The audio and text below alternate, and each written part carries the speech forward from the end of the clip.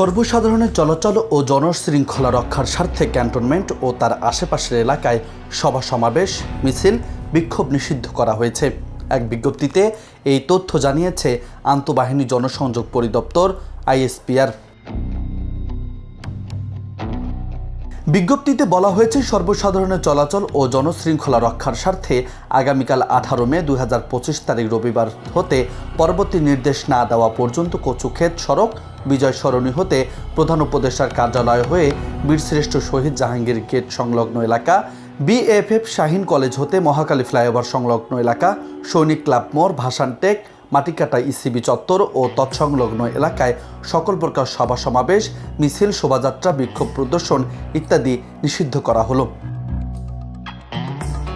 এর আগে ঢাকা মহানগর পুলিশ সচিবালয় এবং প্রধান উপদেষ্টা সরকারি বাসভবন যমুনার আশপাশে এলাকায় সভা সমাবেশ নিষিদ্ধ ঘোষণা করা হয়।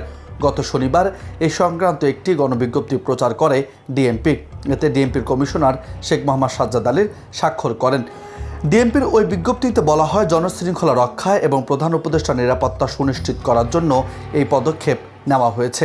ঢাকা মেট্রোপলিটন পুলিশ অর্ডিন্যান্স 29 ধারার প্রাপ্ত ক্ষমতা বলে এই নির্দেশ জারি করা হয়েছিল।